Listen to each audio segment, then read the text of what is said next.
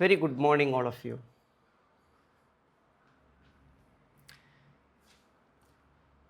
ഇപ്പോൾ ഇന്നത്തെ G tick മുന്നേ എനിക്ക് തോന്നുന്നു വളരെ വിശാലമായിട്ടുള്ള രസകരമായിട്ടുള്ള ഒരു ഗൈഡഡ് ജേണി കൂടി ഉണ്ടായിരുന്നു നമ്മളെ കോച്ച് സെമീനയുടെ. അപ്പോൾ ആളുടെ ലൈഫിൽ എങ്ങനെയാണ് നിങ്ങളൊക്കെ തുടർന്നുകൊണ്ടിരിക്കുന്ന ഈ ടീമിൻ്റെ കൂടെയുള്ള യാത്ര, അതുപോലെ തന്നെ ഗൈഡഡ് ടോക്കിലൂടെ ഗൈഡഡ് കോഡിലൂടെ ഒക്കെ വന്നിട്ട് ആളുടെ ലൈഫിൽ എങ്ങനെ ഇത് ഇമ്പാക്റ്റ് ഉണ്ടായി സോഫാർ എന്നൊരു എക്സ്പ്ലനേഷൻ അല്ലെങ്കിൽ ലൈഫ് ഡിസ്ക്രിപ്ഷൻ ആയിരിക്കും ഇതുവരെ നിങ്ങൾ കേട്ടത്.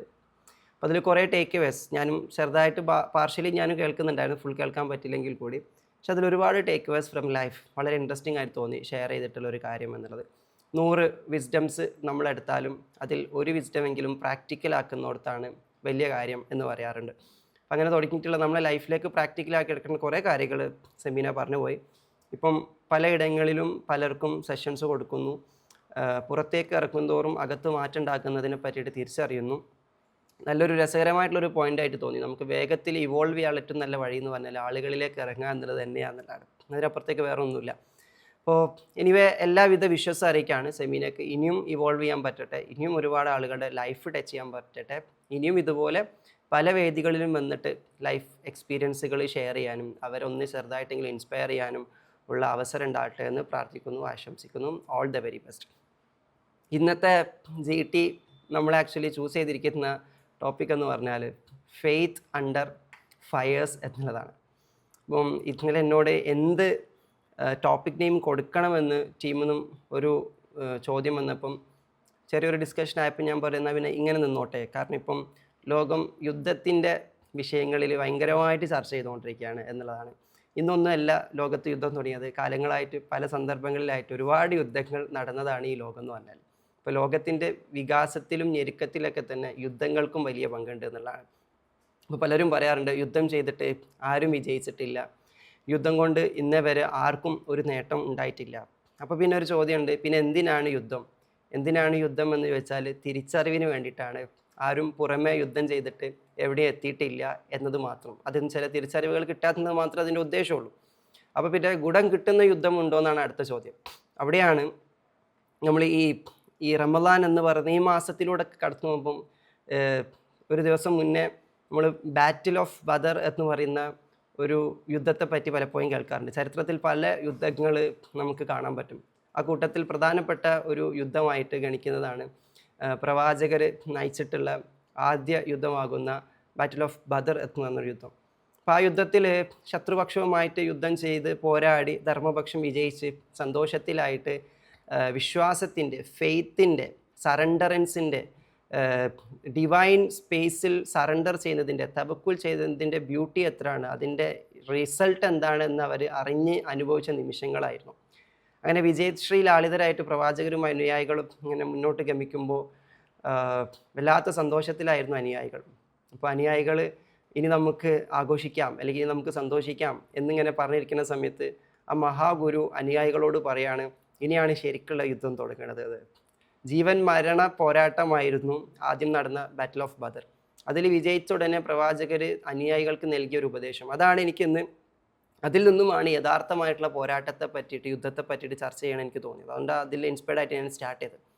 അപ്പം അനുയായികളോട് പ്രവാചകർ പറഞ്ഞത് ഇനിയാണ് ഏറ്റവും വലിയ യുദ്ധം വരുന്നത്. ആ യുദ്ധം എന്താ എന്ന് ചോദിച്ചപ്പം ആ യുദ്ധമാണ് ധർമ്മസമരം അല്ലെങ്കിൽ ധർമ്മയുദ്ധം എന്ന് പറഞ്ഞത്, ധാർമ്മിക യുദ്ധം എന്ന് പറയുന്നുണ്ട്. അപ്പം അതെന്താണെന്ന് ചോദിക്കുമ്പം ഇതിനേക്കാളും വലിയ യുദ്ധമാണത്, ഏറ്റവും വലിയ യുദ്ധമാണത്. ഇപ്പോൾ നമ്മൾ നടത്തിയ യുദ്ധമോ ഒന്നുമല്ല, ശത്രുക്കളെ കീഴടക്കിയതോ ആയുധം വെച്ച് യുദ്ധം ചെയ്തതോ ഒന്നുമല്ല, അതിന് മീതെയാണ് ആ യുദ്ധം.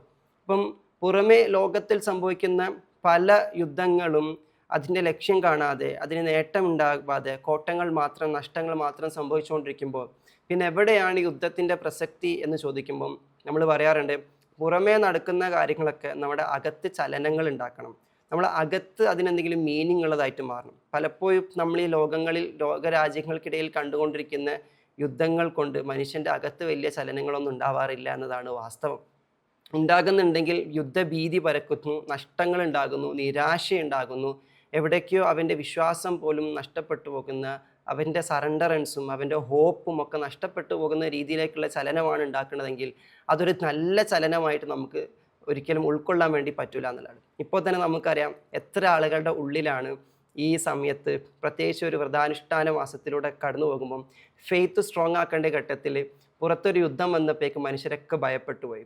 ഇതാ ലോകം അവസാനിക്കാൻ പോകാണ്, എല്ലാം ഇല്ലാണ്ടാകാൻ പോവാണ്, നമുക്ക് എണ്ണ കിട്ടാണ്ടാകാൻ പോവാണ്, നമുക്ക് പാചകവാതകം കിട്ടാണ്ടാവാൻ പോവാണ്, എല്ലാം തീർന്നു, നശിച്ചു, ഇല്ലാണ്ടായി എന്ന് മുൻകൂട്ടി തന്നെ നമ്മൾ വിധി എഴുതിയിട്ടുണ്ടെങ്കിൽ ഇത്രയേ ഉള്ളൂ നമ്മുടെയൊക്കെ ഫെയ്ത്തിൻ്റെ അവസ്ഥ എന്ന് പറഞ്ഞാൽ. എന്നാൽ ഇവിടെ മറിച്ച് നമ്മൾ ചിന്തിക്കേണ്ട ഒരു ഘട്ടമുണ്ട്. അപ്പോൾ ധർമ്മസമരം എന്നതുകൊണ്ട് ഉദ്ദേശിക്കുന്നത് പുറത്ത് ഇതിനേക്കാളും വലിയ യുദ്ധങ്ങളൊക്കെ വന്നാലും അത് നമ്മൾ അകത്തുണ്ടാക്കേണ്ട ചലനം എന്ന് പറഞ്ഞാൽ അതിനേക്കാളും വലുത് നമ്മുടെ അകത്ത് ഒരു യുദ്ധമായി ഭവിക്കണം എന്നുള്ള. അപ്പോൾ എന്താണ് ധർമ്മസമരം കൊണ്ട് ആ മഹാഗുരു അനുയായികൾക്ക് പകരാൻ ശ്രമിച്ചത് നോക്കിയാലും പുറത്ത് എന്ത് സംഭവിച്ചാലും അതിനേക്കാളും വലിയ യുദ്ധമാണ് അകത്ത് നടക്കാനുള്ളത്. അത് നമ്മൾ അന്വേഷിച്ചിട്ടുള്ള യുദ്ധമാണ്. നമ്മളുടെ തന്നെ നമ്മളുടെ ഉള്ളിലെ ഭയത്തോടുള്ള, നമ്മുടെ ഉള്ളിലുള്ള സംശയത്തോടുള്ള, നമ്മുടെ ഉള്ളിലുള്ള നിരാശയോടുള്ള, നമ്മളുടെ ഉള്ളിലുള്ള കഴിവുകേടുകളോടുള്ള, നമ്മുടെ ഉള്ളിലുള്ള നമ്മളല്ലാത്ത നമ്മളിലെ വേർഷൻസിനോടുള്ള, നമ്മളുള്ളിലുള്ള നമ്മളുടെ ഹൃദയത്തെ കേൾക്കാതെ മറ്റുള്ളവരുടെ വാർത്തകൾ മാത്രം കേട്ട്, മറ്റുള്ളവരുടെ ഉപദേശം മാത്രം കേട്ട് അതിൽ നമ്മൾ മുഴുകിപ്പോയ, അതിൽ നമ്മൾ ലയിച്ചു പോയ, അതിൽ നമ്മൾ ഇല്ലാണ്ടായി പോയ നമ്മളെ കണ്ടെത്താനുള്ള, അതിൽ നിന്നും ശരിയായി നമ്മളെ അറിയാനുള്ള ഈ ഒരു യാത്രയാണ് ആന്തരിക യുദ്ധം, ഇൻറ്റേർണൽ ബാറ്റിൽ എന്ന് പറഞ്ഞാൽ. ഒരു കുഞ്ഞ് ജനിച്ച് വീണ സമയം മുതൽ ആ യുദ്ധത്തിലാണ്. ഇത്രയും വർഷങ്ങളെടുത്തിട്ട് അകത്ത് യുദ്ധം ചെയ്തുകൊണ്ടിരിക്കുന്ന ഒരു മനുഷ്യന് പുറത്തൊരു യുദ്ധം വരുമ്പോഴേക്ക് അവൻ്റെ എല്ലാം നഷ്ടപ്പെട്ടു പോകുന്നുണ്ടെങ്കിൽ അവൻ്റെ അകത്ത് നടന്ന യുദ്ധത്തിൽ നിന്നും അവൻ നേടിയെടുത്തത് എന്തെന്ന് അവൻ ഒന്നുകൂടി ചിന്തിക്കണം.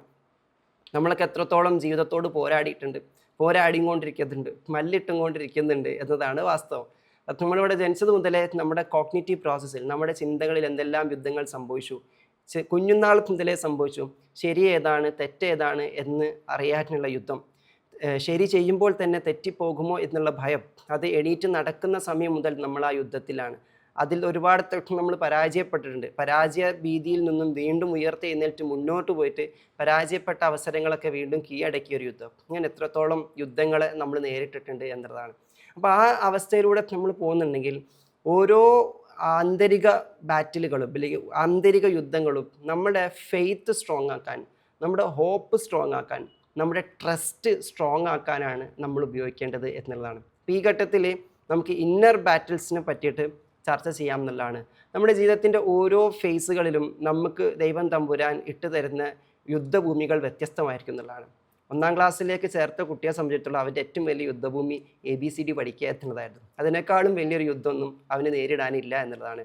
അപ്പോൾ പേന പോലും നന്നായിട്ട്, പെൻസിൽ പോലും, സ്ലേറ്റ് പെൻസിൽ പോലും നന്നായിട്ട് പിടിക്കാൻ പറ്റാത്ത അവൻ്റെ കുഞ്ഞു വിരലുകൾ കൊണ്ട് അത് പിടിക്കുക എന്നുള്ളത് അവനെ സംബന്ധിച്ചിടത്തോളം വലിയൊരു ആയുധം പിടിക്കുന്നതിന് സമാനമാണ്. തോക്കെടുത്ത് യുദ്ധത്തിന് പോവുക എന്ന് പറയുമ്പോൾ തോക്ക് പിടിക്കാൻ കുറച്ച് പ്രയാസമുണ്ട്. അത് തോക്ക് പിടിച്ചവർക്ക് അറിയുള്ളൂ. അതിൻ്റെ ഭാരവും അതിൻ്റെ പിസ്റ്റണൊക്കെ എടുത്ത് അതിൻ്റെ കൈകാര്യം ചെയ്യുന്ന രീതിയിലേക്ക് എത്തുമ്പോൾ അതിന് നല്ലൊരു ട്രെയിനിങ് ആവശ്യമാണ്. ഇതുപോലെ തന്നെ പേന ആയുധമാക്കി എടുക്കുന്നവന്, വെളിച്ചത്തിന് വേണ്ടി പോരാടാൻ വേണ്ടി ധർമ്മഭൂമിയിലേക്ക്, ജീവിത ഭൂമിയിലേക്ക്, കർമ്മഭൂമിയിലേക്ക് ഇറങ്ങുന്നവനെ സംബന്ധിച്ചിടത്തോളം ഒരു കുഞ്ഞു നാളിൽ അവൻ്റെ കയ്യിലേക്ക് ചെറിയ പേന പിടിക്കാനോ പെൻസിൽ പിടിക്കാനോ കൊടുക്കുമ്പോഴും അവനൊരു ആയുധം പിടിക്കുമ്പോൾ പ്രയാസപ്പെടുന്ന അതേ അവസ്ഥയിൽ തന്നെയാണെന്നുള്ളതാണ്. അപ്പോൾ അവിടെ നമ്മൾ വിജയിച്ചിട്ടുണ്ട്. അവിടെ നമ്മൾ നിരന്തരം പരിശീലിച്ച് പരിശ്രമിച്ച് നമ്മളത് വിജയിച്ചിട്ടുണ്ട്. എന്നെക്കൊണ്ട് ഒരിക്കലും കീഴടക്കാൻ പറ്റാത്തതാണ് ഈ അക്ഷരങ്ങൾ എന്നൊരു പക്ഷേ അവന് തോന്നിയിട്ടുണ്ടായിരിക്കും. നമുക്കൊക്കെ തോന്നിയിട്ടുണ്ടായിരിക്കും. ABCD പഠിക്കുമ്പോഴും അക്ഷരങ്ങളും സ്വരാക്ഷരങ്ങളും വ്യഞ്ജനാക്ഷരങ്ങളും ഒക്കെ പഠിക്കുന്ന സമയത്ത് നമുക്ക് ആ ചലനം ഉണ്ടായിട്ടുണ്ടായിരിക്കാം. പക്ഷെ അവിടെയൊക്കെ നമ്മൾ നിരന്തരമായിട്ടുള്ള പ്രയത്നത്തിലൂടെ, പരിശീലനത്തിലൂടെ, അതിനോടൊപ്പം തന്നെ നമ്മളെത്ര പിറകോട്ടടിച്ചാൽ നമ്മളെ നിർബന്ധിപ്പിച്ച് നമ്മളോടൊപ്പം നിന്ന് പരിശീലിപ്പിക്കാൻ ഒരു അധ്യാപിക ഉള്ളതുകൊണ്ട്, ഒരു ഗാർഡിയൻ ഉള്ളതുകൊണ്ട്, ഒരു ഗുരു ഉള്ളതുകൊണ്ട്, എവിടേക്കോ ആ ഗുരുവിൻ്റെ നിർബന്ധത്തിലും ആഗ്രഹത്തിലും നമ്മളെക്കാളും കൂടുതൽ നമ്മളെ പറ്റിയിട്ട് ആ ഗുരു കണ്ട, ടീച്ചർ കണ്ട സ്വപ്നം കൊണ്ട് മാത്രമാണ് നമ്മൾ പേന പിടിച്ച് എഴുതിയത്.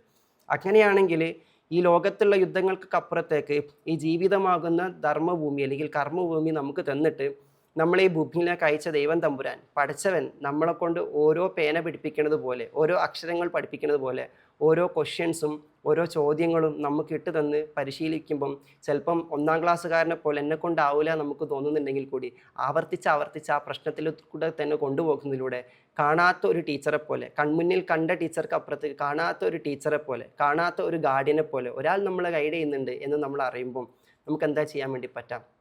നമ്മൾ ഇതിലൂടെ നടത്തുക എന്നുള്ളത് തന്നെയാണ് ടീച്ചറിൻ്റെ ഉദ്ദേശം. എന്തുകൊണ്ട് നടത്തുന്നു എന്ന് ചോദിച്ചാൽ 1-ാം ക്ലാസ്സുകാരന് അക്ഷരങ്ങൾ എങ്ങനെയായിരുന്നു അതുപോലെ തന്നെയാണ് ഇപ്പം നമ്മുടെ ജീവിതത്തിൻ്റെ മുന്നിലുള്ള പല ചോദ്യങ്ങളും, പല പ്രശ്നങ്ങളും അത് യുദ്ധത്തിന് സമാനമാണെന്നുള്ള. അവിടെ നമുക്ക് മെയിനായിട്ട് വേണ്ടത് എന്താണ്? പിറകോട്ട് നോക്കിയിട്ട് ജീവിതത്തിൽ ഉണ്ടായിട്ടുള്ള പല അനുഭവങ്ങളിലേക്ക് നോക്കിയിട്ട് അതിൽ നിന്നും ജ്ഞാനം ഉൾക്കൊണ്ടുകൊണ്ട് അതിൽ നിന്നും വെളിച്ചം ഉൾക്കൊണ്ടുകൊണ്ട് എന്താണ് എൻ്റെ ഇപ്പോഴത്തെ അവസ്ഥയിലേക്ക് എനിക്ക് ചേർത്ത് വെക്കാനുള്ളത്. നോക്കിയേ, ആദ്യമൊക്കെ ദൈവികത എന്ന് പറയുന്നത്, ദൈവികമായിട്ടുള്ള അനുഭവങ്ങൾ അല്ലെങ്കിൽ ദൈവികത എന്ന് പറയുന്നത് കൺമുന്നിൽ തന്നെ മറ്റുള്ള വ്യക്തികളിലൂടെ നമ്മളിലേക്ക് വന്നുകൊണ്ടിരിക്കും. അമ്മയിലൂടെ വന്നു, അച്ഛനിലൂടെ വന്നു, ഈ പ്രകൃതിയിലൂടെ വന്നു, അങ്ങനെ പലരിലൂടെ നമ്മളിലേക്ക് അത് ഇറങ്ങി വരാണ്. അപ്പം നമുക്ക് ഫോമുകളുണ്ട്, രൂപങ്ങളുണ്ട്.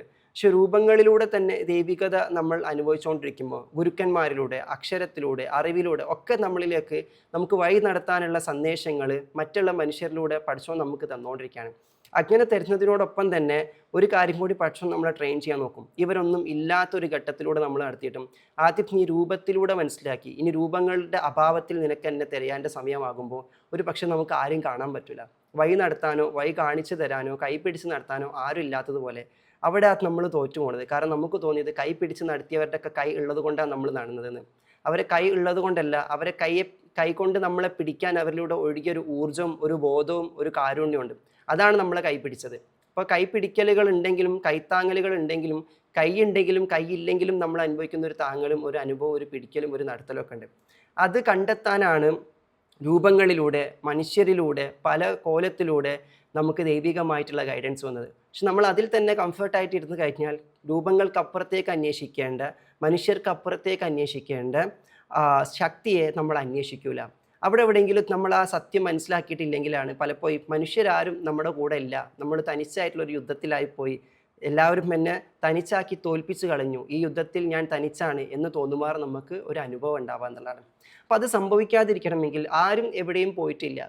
നമ്മൾ എന്താണ് ചെയ്ത അബദ്ധം എന്ന് വെച്ച് കഴിഞ്ഞാലും നമ്മുടെ ചുറ്റിലും നമ്മൾ കണ്ട സൗകര്യങ്ങൾ, നമുക്ക് കിട്ടിയ സുഖങ്ങൾ, നമുക്ക് കിട്ടിയിട്ടുള്ള കംഫർട്ടുകൾ, നമുക്ക് കിട്ടിയിട്ടുള്ള ആശ്രയങ്ങൾ ഒക്കെ തന്നെ അത് അവരായി മാത്രം നമ്മൾ കണ്ടു തുടങ്ങി എന്നുള്ളതാണ്. അവരിലൂടെ ആരാണത് നയിച്ചതെന്ന് കാണാതിരിക്കുന്ന ഘട്ടത്തിൽ ഒരു പക്ഷേ അത് കാണുമാറ് നിങ്ങളുടെ കൺമുന്നിൽ നിന്നും കണ്ട അനുഭവങ്ങളൊക്കെ എടുത്ത് കളയാൻ അവൻ തയ്യാറാവുന്നു എന്നുള്ളതാണ്.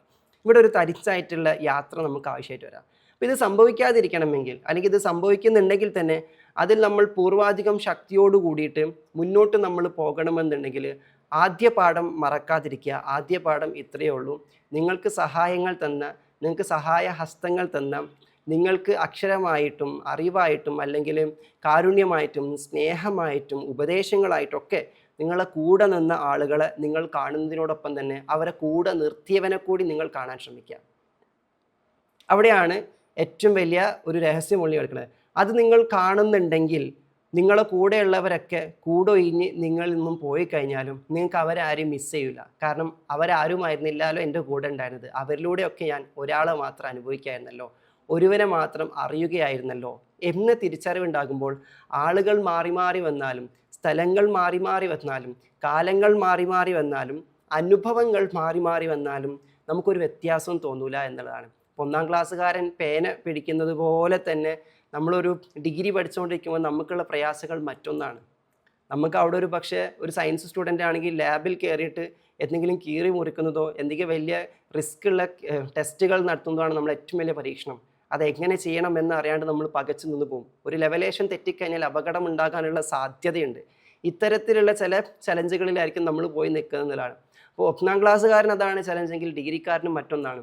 അതും കഴിഞ്ഞിട്ട് ജോലി നേടി ഒരു ജോലി സ്ഥലത്തേക്ക് പോകുന്ന സമയത്ത് അവിടുത്തെ ഏറ്റവും വലിയ ചലഞ്ച് അല്ലെങ്കിൽ അവിടുത്തെ ഏറ്റവും വലിയ യുദ്ധം എന്ന് പറഞ്ഞാൽ ഇന്നേ വരെ പരിചിതമല്ലാത്ത ഒരു അന്തരീക്ഷത്തിൽ കയറി ചെന്നുകൊണ്ട് അവിടെയുള്ള പുതിയ വ്യക്തികളെ പരിചയപ്പെടുത്തും, പുതിയ സാഹചര്യം, ചെറിയ റിസ്ക് വന്നാൽ ഞാൻ ജോലി ചെയ്യുന്ന കമ്പനിക്ക് വലിയ നഷ്ടം ഉണ്ടാകുന്ന ഒരവസ്ഥ. അവിടെ ഞാൻ സസൂക്ഷ്മം നോക്കിക്കൊണ്ട് പേടിച്ചുകൊണ്ട് ഭയപ്പെട്ടുകൊണ്ട് ഈ യുദ്ധത്തെ എങ്ങനെ ചെയ്ത് തീർക്കണം, ചെറിയൊരു റിസ്ക് വന്നാൽ എൻ്റെ സാലറി കട്ടായി പോകുന്ന അവസ്ഥ, ഇത്തരത്തിലുള്ള കുറേ ഭയങ്ങളിലൂടെയാണ് നമ്മൾ കടന്നു പോകുന്നത്. അതും 1-ാം ക്ലാസ്സുകാരൻ്റെ പ്രശ്നം തമ്മിൽ വലിയ വ്യത്യാസമൊന്നുമില്ല. ഓരോ ഘട്ടത്തിൽ നമ്മളുടെ അവസ്ഥകൾ മാറുന്നതിനനുസരിച്ച് നമ്മുടെ പരീക്ഷണങ്ങളും മാറുന്നു, നമ്മുടെ ഭയങ്ങളും മാറുന്നു, യുദ്ധത്തിൻ്റെ പേരുകൾ മാറുന്നു. പക്ഷേ യോദ്ധാവ് നമ്മൾ തന്നെയാണ്. ഇതിലൂടെയൊക്കെ നടത്തുന്നവൻ, വഴി നടത്തുന്നവൻ, ഇതിലൂടെയൊക്കെ കൊണ്ടുപോകുന്നവന് എന്താണ് ഉദ്ദേശിക്കുന്നത് എന്ന് നോക്കുമ്പോൾ അവനൊറ്റ കാര്യം ഉദ്ദേശിക്കുന്നുള്ളൂ: നീ നിൻ്റെ ഫെയ്ത്ത് സ്ട്രോങ് ആക്കുക, നിൻ്റെ ഫെയ്ത്തിനെ എലവേറ്റ് ചെയ്യുക, നിൻ്റെ ഫെയ്ത്ത്, നിൻ്റെ വിശ്വാസം, നിൻ്റെ സമർപ്പണം, അതിൻ്റെ ആഴം കൂട്ടുക എന്നത് മാത്രമേ ഉദ്ദേശിക്കുന്നുള്ളൂ. അതിന് വേണ്ടിയിട്ട് നിൻ്റെ ഫെയ്ത്ത് ഓപ്പറേറ്റ് ചെയ്തുകൊണ്ടിരിക്കുന്ന നിൻ്റെ ഹൃദയത്തിൻ്റെ കണ്ണ് തുറന്ന് വെക്കാൻ നീ നോക്കുക എന്നുള്ള. നമ്മളെ ഈ ഹൃദയത്തിൻ്റെ കണ്ണിനപ്പുറത്തേക്ക് നമ്മുടെ കൺമുന്നിലുള്ള നമ്മൾ ഉപയോഗിച്ചുകൊണ്ടിരിക്കുന്ന ഈ 2 കണ്ണുകളുണ്ട്. ഇത് പലപ്പോഴും നമ്മുടെ ഹൃദയത്തിൻ്റെ കണ്ണ് ഉപയോഗിക്കുന്നതിൽ നിന്നും നമ്മളെ ചതിച്ച് കളയും. അതുകൊണ്ട് തന്നെ 1-ാം ക്ലാസ്സിൽ പേന പിടിക്കാനുണ്ടായ ചലഞ്ച് എന്തായിരുന്നു, അതായിട്ട് നമുക്ക് ഒരിക്കലും ഇന്നത്തെ കാലത്ത് നേരിടുന്ന പ്രശ്നങ്ങൾ നമുക്ക് തോന്നില്ല. നമുക്ക് തോന്നും അതുമാതിരിയാണോ ഇത് വേറെ തന്നെ അല്ലേ, ഇത് വലിയ റിസ്ക് ഉള്ള സാധനമല്ലേ. നമ്മൾ റിസ്ക് എപ്പോഴും അനലൈസ് ചെയ്യേണ്ടത് ആളുകളുടെ വലിപ്പം കൂടി നോക്കിയിട്ടാണ് എന്നുള്ളതാണ്. അത് ചെറിയൊരു പരിപാടിയല്ലേ, പക്ഷെ ആ കുട്ടിയുടെ പ്രായവും ആ കുട്ടിയുടെ വിഷയം വെച്ചിട്ട് നമ്മളെ പ്രശ്നം കമ്പയർ ചെയ്താൽ സെയിം റേഷ്യോ ആയിരിക്കും. അതിന് വലിയ വ്യത്യാസമൊന്നും ഉണ്ടായിരിക്കില്ല. അത് റിലേറ്റീവായിട്ട് തന്നെ കമ്പയർ ചെയ്ത് നമ്മൾ മനസ്സിലാക്കേണ്ടതെന്നുള്ളതാണ്.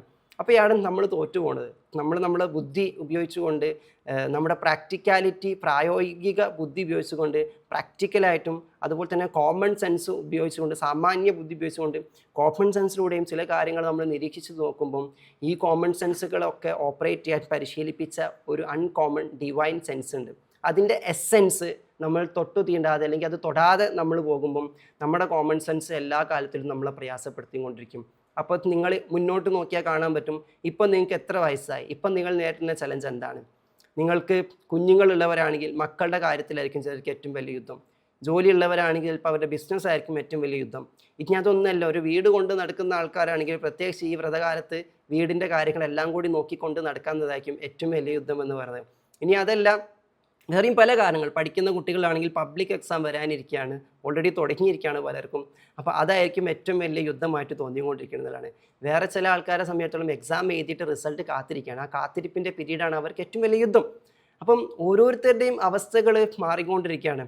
അപ്പോൾ പല ആൾക്കാരും വീരവാദം മുഴക്കിക്കൊണ്ടിരിക്കുന്നത്, കുട്ടികൾ ഉമ്മനോട് പറഞ്ഞുകൊണ്ടിരിക്കുന്നത് ഉമ്മക്ക് എന്താ അപ്പം അതിന് മാത്രം പ്രശ്നമുള്ളത്, എൻ്റെയൊക്കെ പ്രശ്നമാണ് ഏറ്റവും വലിയ പ്രശ്നം. അപ്പോൾ ഉമ്മ പറഞ്ഞുകൊണ്ടിരിക്കണം നിനക്കൊക്കെ എന്ത് പ്രശ്നം, നിൻ്റെയൊക്കെ പ്രായം കഴിഞ്ഞ് ഞാൻ വന്നു, ഒന്നുമില്ല എന്ന് കുറച്ച് കഴിഞ്ഞാൽ മനസ്സിലായി. നമ്മളെ അവസ്ഥയിലേക്ക് എത്തി നോക്കും. ഈ ഉമ്മ വീരവാദം മുഴക്കിക്കൊണ്ടിരിക്കും. ഉമ്മക്ക് മുന്നേ സഞ്ചരിച്ച ഉമ്മാൻ വേണ്ടി ഉമ്മാൻ പറയും, മോളെ നീ വലിയ ഡയലോഗൊന്നും നടക്കേണ്ട, ഇതൊക്കെ ഇതിനേക്കാളും കൂടുതൽ ഞാൻ കണ്ടുവന്നതാണ്, ഇതിനേക്കാളും കൂടുതലൊക്കെ നമ്മൾ അനുഭവിച്ചു വന്നതാണ് എന്ന് പറയുമ്പം ഓരോരുത്തർക്കും അവനവൻ്റെ യുദ്ധമാണ് ഏറ്റവും വലിയ യുദ്ധം. അവർക്ക് മുന്നേ സഞ്ചരിച്ചവരോ ആ യുദ്ധത്തെ ഒന്നും വല്ലാണ്ടാക്കി സംസാരിച്ചും കളയുന്നു. എന്താണ് ഇവിടെ നമ്മൾ മനസ്സിലാക്കുന്നത്? 2 സാധ്യതകളുണ്ട്. ഒരു സാധ്യത, നമ്മൾ പിന്നിട്ട വഴികളിലേക്ക് നോക്കിയിട്ട് അതൊക്കെ ചെറുതായിരുന്നു, ഇപ്പോഴത്തതാണ് വലുത് എന്ന് ചിന്തിച്ചുകൊണ്ട് നമുക്ക് നിരാശയോട് കൂടിയിട്ട്, ഭയത്തോട് കൂടിയിട്ട്, സംശയത്തോട് കൂടിയിട്ട്, ഉത്കണ്ഠയോട് കൂടിയിട്ട് നമുക്ക് ജീവിതത്തെ നോക്കിക്കാണാം. ആ നോട്ടത്തിൽ തന്നെ നമ്മൾ യുദ്ധമുഖത്ത് പരാജയപ്പെട്ടു എന്നുള്ളതാണ്. ഒരാൾ യുദ്ധത്തിനിറങ്ങുമ്പം, ഒരു കൂട്ടമായിട്ട് യുദ്ധത്തിനിറങ്ങുമ്പോൾ നമ്മൾ തോറ്റു പോവുമല്ലയ്യ എന്നൊരു ചിന്ത വരുമ്പോൾ തന്നെ അവർ തോറ്റു കഴിഞ്ഞു. ഈ യുദ്ധത്തെ പറ്റിയിട്ടുള്ള മനഃശാസ്ത്ര പഠനങ്ങളൊക്കെ പറഞ്ഞത് യുദ്ധത്തിൽ വിജയിക്കുന്നവർ യുദ്ധത്തിന് മുന്നേ തന്നെ വിജയിച്ചവരാണ്. കാരണം അവരെ മനസ്സിൽ അവർ യുദ്ധത്തിൽ വിജയിച്ചു കഴിഞ്ഞു. ഞാൻ എപ്പോഴും മുഹമ്മദ് അലിയെ കോട്ടേണതുപോലെ റിങ്ങിൽ ഇറങ്ങുന്നതിന് മുന്നേ തന്നെ ഞാൻ വിജയിച്ചു കഴിഞ്ഞു എന്നാണ് അവർ പറഞ്ഞുകൊണ്ടിരിക്കുന്നത്. അപ്പോൾ അവർ യുദ്ധത്തിന് മുന്നേ തെറ്റി വിജയിച്ചു കഴിഞ്ഞവരാണ്. ഒരു സംശയത്തോട് കൂടിയിട്ട് യുദ്ധഭൂമിയിലേക്ക് ഇറങ്ങുന്നവൻ ഒരു പോരാളിയല്ല.